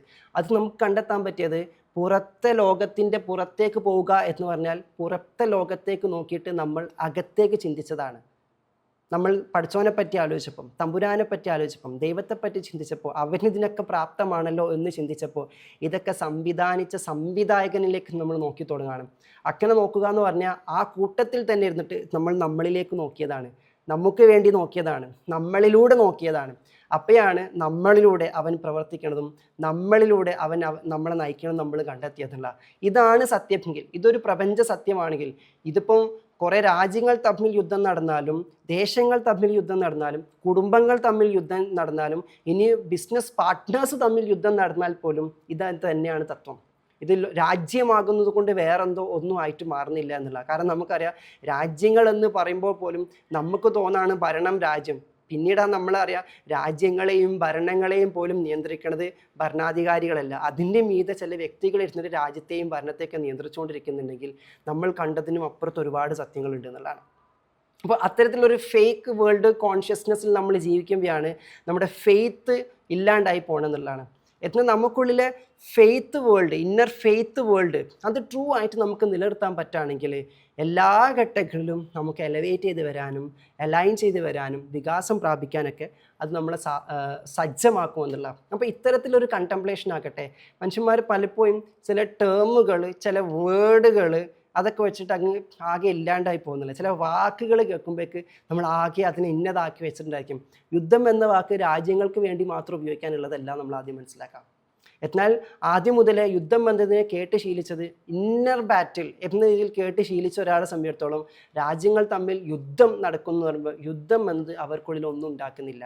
കാരണം ഓൾറെഡി അവർക്ക് what is war for them ചോദിച്ചാൽ ഞാൻ ഓൾറെഡി യുദ്ധത്തിലാണല്ലോ, ഇപ്പോൾ രാജ്യങ്ങളും യുദ്ധത്തിലായോ, വെരി ഗുഡ്, അത്രയേ ഉള്ളൂ. ആ രീതിയിലായിരിക്കും അവരതിനെ നോക്കിക്കാണുന്നത് എന്നുള്ളതാണ്. അപ്പം അത്തരത്തിൽ ഈ പുറമെ നടക്കുന്ന യുദ്ധങ്ങളെക്കാളും കൂടുതൽ നിങ്ങൾ അകത്ത് നിങ്ങളോട് പോരാടാൻ സജ്ജമാണോ, ആ പോരാട്ടത്തിൽ എത്രത്തോളം നിങ്ങൾ ഫെയ്ത്ത്ഫുൾ ആണ്, അതിനെത്രത്തോളം നിങ്ങൾ പ്രിപ്പയർഡാണ് എന്നതിനെ പറ്റി നിങ്ങൾ ചിന്തിച്ചുകൊണ്ടിരിക്കുക. അതിന് നിങ്ങൾ പ്രിപ്പയർഡ് ആകും തോറും, അതിന് നിങ്ങൾ റെഡി ആകും തോറും പുറത്തുള്ള കാര്യങ്ങളൊന്നും നിങ്ങളെ ബാധിക്കാത്ത ഒരവസ്ഥയിലേക്ക് എത്തും. അതിനോട് നിങ്ങൾ മുഖം തിരിഞ്ഞ് നടക്കുക എന്നുള്ളതല്ല, അതൊക്കെ അങ്ങനെ നിലനിൽക്കെ തന്നെ നിങ്ങൾക്ക് ചെയ്യാൻ പറ്റുന്ന കാര്യങ്ങളൊക്കെ ചെയ്ത് മുന്നോട്ട് പോകുന്നുണ്ടായിരിക്കും. പുതിയ വഴികൾ നിങ്ങൾ കണ്ടെത്തുന്നുണ്ടായിരിക്കും. അങ്ങനെ കടന്നു വന്നവരൊക്കെ തന്നെയാണ് ഒറ്റയ്ക്ക് വഴി വെട്ടി വന്നവർ. നമ്മൾ കാണാത്ത കുറേ യുദ്ധങ്ങൾ അവർ നയിച്ചിട്ടുണ്ട്. ചിലപ്പോൾ നമുക്ക് തോന്നും, അപ്പോൾ ഈ യുദ്ധം നിങ്ങൾക്ക് ഒന്നും അല്ലല്ലേ എന്ന് നമ്മൾ അവരോട് ചോദിച്ചു. കാരണം ആരും കാണാതിരിക്കുമ്പോൾ അവർ പോരാടിയ കുറച്ച് പോരാട്ടങ്ങളുണ്ട്. അതാണ് അവരേറ്റവും വലിയ സ്ട്രെങ്ത്ത്. അത് അവർ സൃഷ്ടിച്ചവന് മാത്രം അറിയുന്ന ചില അനുഭവങ്ങളായിരിക്കും, ചില നിമിഷങ്ങളായിരിക്കും. അതിലാണ് അവരേറ്റവും വലിയ പോരാട്ടം. അത് പുറത്ത് തന്നെ പ്രത്യക്ഷമായി കണ്ടോളണമെന്നില്ല, അകത്താണ് ചില ആളുകൾക്ക് ആ പോരാട്ടം ഉണ്ടായിട്ടുള്ളത്. അപ്പം നമ്മൾ പറയാറുണ്ട്, ഏറ്റവും കഴിവുറ്റിട്ടുള്ള ചില എഴുത്തുകാരും ചില കവികളും അല്ലെങ്കിൽ ചില വിഷനറീസൊക്കെ ഉണ്ടായി വന്നപ്പം അവരുടെ കുഞ്ഞുനാളിലോ അല്ലെങ്കിൽ അവരതിലേക്ക് വഴി തിരിച്ചു വിടുന്നതിന് മുന്നേ അവർ നേരിട്ട വലിയൊരു മാനസിക സംഘർഷം, ചിലപ്പോൾ അവർ ഡിപ്രഷനിലൂടെ പോലും കടന്നു പോയിട്ടുണ്ടായിരിക്കും. ആ യുദ്ധം ചിലപ്പോൾ ഇപ്പോഴത്തെ യുദ്ധത്തെ പറ്റി അവർക്ക് കേൾക്കുമ്പോൾ ഉണ്ടാകുന്ന ടെൻഷനേക്കാൾ എത്രയോ മടങ്ങായിരിക്കും. അപ്പോൾ അവരെ സംബന്ധിച്ചിടത്തോളം അവർക്ക് പഠിച്ചവൻ സംവിധാനിച്ച യുദ്ധം എന്ന് പറഞ്ഞാൽ ആ ഡിപ്രഷൻ പീരീഡുകളാണ്. അവർ പറയും അതൊന്നോളം ആ അനുഭവാവസ്ഥയിലൂടെ ഞാനിപ്പോൾ പോണില്ല ഇത് കേൾക്കുമ്പോൾ എന്ന് പറയുമ്പം അവരെ സൃഷ്ടിച്ചവനും മാത്രം ചില യുദ്ധങ്ങളുണ്ടായിരുന്നു. അത് അവർ പടവെട്ടി വിജയിച്ചത് കൊണ്ട് അതിൽ നിന്നും പുറത്ത് വന്നപ്പം അവർ ലോകത്തിന് വെളിച്ചം നൽകുന്ന അല്ലെങ്കിൽ അവരെ ഒരു വലിയ വിജയത്തിലേക്ക് നയിക്കുന്ന കുറേ കാര്യങ്ങൾ അവർ നേടിയെടുത്തിട്ടുണ്ടായിരിക്കും. അപ്പം നമുക്കൊക്കെ നമ്മുടെ വ്യക്തിപരമായിട്ടുള്ള ചില യുദ്ധങ്ങളുണ്ട്. അതിലേക്ക് ഫെയ്ത്ത് കൊണ്ട് അതിനെ നേരിടാൻ നമ്മൾ പ്രിപ്പയർ ആയിക്കൊണ്ടിരിക്കുക. അതിന് വേണ്ടിയിട്ട് നമുക്ക് ഉപയോഗിക്കാൻ പറ്റുന്ന ആയുധം എന്ന് പറയുന്നത്, ടൂൾ എന്ന് പറയുന്നത് നമ്മുടെ മൈൻഡാണ്. മനസ്സിന് മൂർച്ച കൂട്ടിക്കൊണ്ടേയിരിക്കുക, അതിനെ ഷാർപ്പൺ ചെയ്തുകൊണ്ടേയിരിക്കുക. ഇതുപോലത്തെ വിസ്ഡംസ് എടുത്തിട്ട് ഇതുപോലെ നമ്മളുടെ ഫെയ്ത്തിനെ സ്ട്രോങ് ആക്കാൻ വേണ്ടി നമുക്ക് ചെയ്യാൻ പറ്റുന്ന എന്തൊക്കെ കാര്യങ്ങളുണ്ട് എന്ന് ചിന്തിച്ചിട്ട് നല്ല രീതിയിലിരുന്ന് കണ്ടംപ്ലേറ്റ് ചെയ്തിട്ടൊക്കെ നമ്മൾ ആ മനസ്സിനെപ്പോഴും രാഗി മിനുക്കി ഷാർപ്പൺ ചെയ്തുകൊണ്ടേ ഇരിക്കുക എന്നുള്ളതാണ്. എത്രത്തോളം ഒരാളുടെ മൈൻഡ് ഷാർപ്പൺ ചെയ്ത് നിൽക്കുന്നു, ഷാർപ്പായിട്ട് നിൽക്കുന്നു, അതിനനുസരിച്ചിട്ടാണ് ഒരു വിഷയം വരുമ്പോൾ അവൻ അതിനോട് പോരാടാൻ വേണ്ടി പറ്റുക. മനസ്സ് തളർന്നിരിക്കുകയാണെങ്കിൽ നമ്മളെ ആയുധങ്ങളൊക്കെ എടുത്ത് നമ്മൾ പ്രിപ്പയർഡ് അല്ലാണ്ടിരിക്കുമ്പോഴാണ് പെട്ടെന്ന് എന്തെങ്കിലും വരുമ്പോഴേക്ക് ഒരടി കിട്ടിയതുപോലെ ആയി പോകുന്നുള്ള.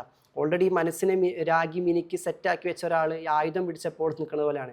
അവരുടെ ജീവിതത്തിലേക്ക് എന്ത് കടന്നു വന്നാലും അവർ പ്രിപ്പയർഡ് അല്ലാണ്ട് കടന്നു വരുന്ന പ്രശ്നങ്ങൾ നമ്മൾ ഏറ്റവും കൂടുതൽ അടിച്ചമർത്താറില്ല എന്നുള്ള, അല്ലെങ്കിൽ നമ്മളൊന്നും അല്ലാണ്ട് ആക്കി മാറ്റാറുന്നില്ല.